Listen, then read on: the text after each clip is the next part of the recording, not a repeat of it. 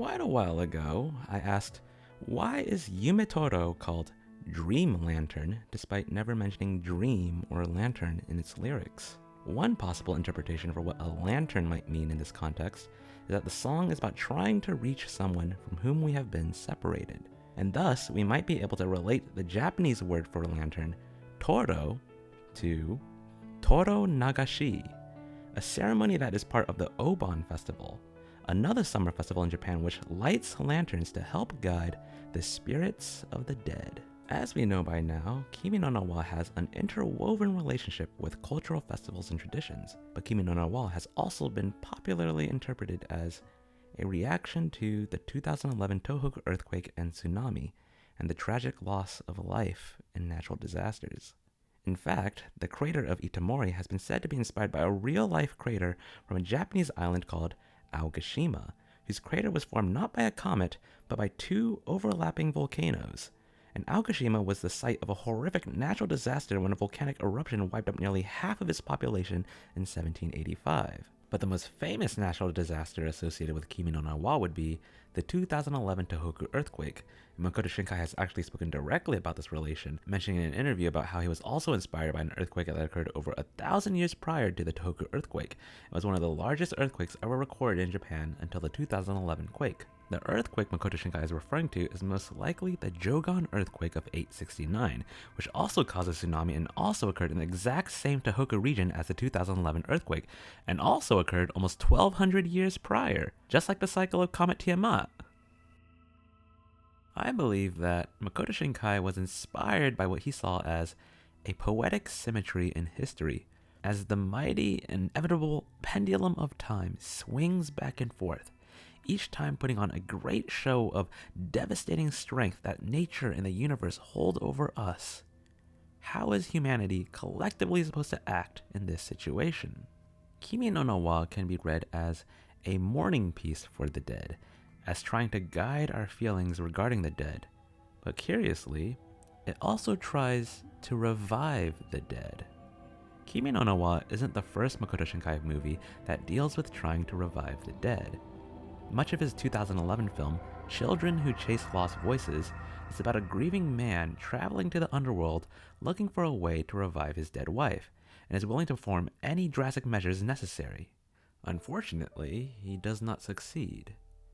But what I find interesting is that the movie makes reference to the Japanese tale which I think also had an influence on Kimi no Na wa, the tale of Izanagi and Izanami.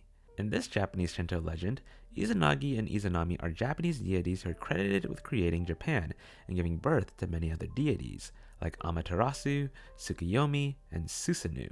Besides having major influence on Sharingan powers in Naruto, Izanagi and Izanami are also associated with a story involving death and the underworld.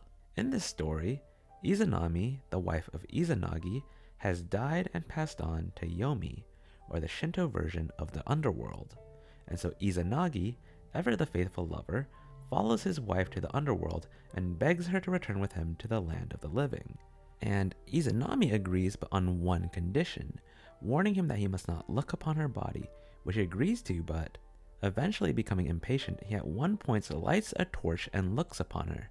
And to his horror, her body has become grotesquely decomposed, and out of fear, Izanagi ran out of the underworld and lost his wife forever. If this tale sounds familiar, that's because it's almost identical to the perhaps more famous Western version of this story, which is the Greek tragedy of Orpheus and Eurydice. Some of us are probably already familiar with the Greek legend of Orpheus traveling to Hades to bring his wife Eurydice back to life. It was also told he can only do so on the condition that he not turn back and look upon Eurydice's body until reaching the overworld. And Orpheus almost succeeds, but just as he exits into the land of the living, he cannot contain his excitement and turns back to gaze upon his wife and admire her beauty. And unfortunately, she was still in the underworld in the moment of his sweet, ill-fated gaze, and thus she became lost to him forever. It is definitely interesting how such similar stories can take root in two different civilizations thousands of years ago on different sides of the globe, almost suggesting a universal truth, a shared experience amongst cultures with regards to the ephemerality of love and the tragedy and beauty in its loss. Something about how, While love and life may be tenuous, their tales will endure for generations. Also, very tangentially related, but I previously mentioned that the Tanabata Festival involves the summer triangle of stars, which includes Vega, a star which is part of the constellation of Lyra, a constellation which represents a musical instrument called the lyre, an instrument that belonged to Orpheus. Everything's connected. It's all tying together. Jokes aside, I do think the legends of Izanagi and Izanami, of Orpheus and Eurydice, all have a presence in Kimi no Na wa. In Kimi no Na wa, the area within the crater of the first comet impact where Miyamizu's shrine lies is referred to as Kakuriyo, or the Underworld. And when Taki visits the shrine near the film's climax, he is said to be entering the Underworld. And just like Orpheus and Izanagi before him, he is entering the Underworld with the intention of bringing the girl he loves back to life. The first time the Kakuriyo is mentioned, Grandma Miyamizu tells Taki that upon entering the Underworld, in order to return to the natural world, one must exchange and leave behind that which is most important to you. The first time Taki visits the shrine while in Mitsuha's body, he leaves behind the Kuchikamizake, which itself is supposed to represent the other half of Mitsuha, because it was said during the Kuchikamizake ceremony Mitsuha performed in that she had split her soul in two, leaving her other half inside this drink. The night of that performance was also the night she began switching bodies with Taki, because sharing a body symbolizes the split soul she had made. And when Taki returns to the shrine a second time, drinking the Kuchikamizake to briefly reunite with Mitsuha, he once again must leave behind that which is most important to him. And just like Orpheus and Izanagi before him, Taki leaves behind Mitsuha, losing his memory of her. In fact, during this scene, I thought about how, when Orpheus tried to receive Eurydice from Hades, how he couldn't resist succumbing to his desire for Eurydice's beauty and turned around to see her face, messing up at the last possible moment and separating them forever. And in a similar manner, Taki couldn't help but give in to Mitsuha's precious smile in Twilight, and instead of first writing his name on her hand as he should have, the first thing he wrote was, "I love you," just before he disappeared, and thus possibly preventing them from ever meeting again.